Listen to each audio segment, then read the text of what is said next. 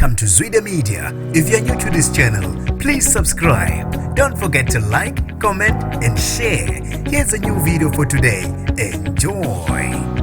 Kusolwe ubudedengu bamaphoyisa estation sasezingqoleni ePortshepstone ngesigameko lapho umphakathi ushaye wabulala owesilisa kubo egcekeni ngolesibili. Nginibingelele ngiphinde nginamukele kuphina kuphi lana lokho le video. Mongoqala uShonele elikhasi wamuyelekile igama lami ngosibonga konke wakandwana mothanda ungangibiza intatheli eka YouTube. Ushonele phambi komzali wakhe owesilisa obeneminyaka engu37 uSithembiso Mehlwane ushaywe umphakathi waze washona umsola ngokubulala umama wengane yakhe uAnele Mbambo beneminyaka engu24. Lo wesifazane osolwa ngokubulawa namanje akaziwa ukuthi ngabe ushonephi. Umphakathi ubususola isoka lalo wesifazane ukuthi uyena obulale lo owesifazane njengoba namanje engakatholakali esadukile. Naye lo wesilisa kube ukuthi behambe khuluma emphakathini ukuthi yena obulale umama wengane yakhe.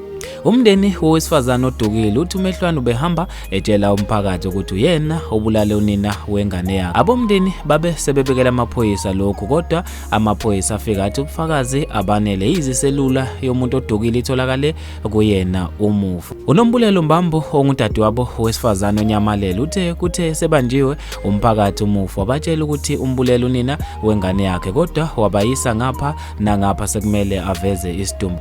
Amaphoyisa agcine ngokubuza kumsolo ukuthi ngabe umbulale wamgqiba kuphi umama wengane yakhe. Ubese batshengisa kwenye izindawo nokuyila ukubhekwe khona kwangatholakala lutho. Kuthe emva kokuhamba kwamaphoyisa umphakathi waqoqana wabe usuqhuba umufi ngenduku kuba kuthi ungathwe lo owesifazane odukile kube ukuthi bamnenebule ngenduku wagcina waze washona, yize noma egcine eshone engakasakhona ukutshengisa umphakathi ukuthi ngabe lo wesifazane umbulele ngempela noma cha. Onguhlalo we-Community Policing Forum uRonnie Khom uthe beumphakathi bakhathazeke kakhulu ngalesigameko futhi abahambisani nento eyenzeke esigodini sasembeni. Umphakathi ukuthi usiphindisele uma kwenzeke isigameko kubhlungu kakhulu. Okhulumela amaphoyisa KwaZulu-Natal uConstable Thenjiswa Ngcobo uthe amaphoyisa athola umbiko ngomuntu obulewe embeni abesinikeleka khona athole isidumbu sowesilisa neminyaka engu37 simanxeba emva kokushaywa kabhlungu emzimbeni. Bafethu lezi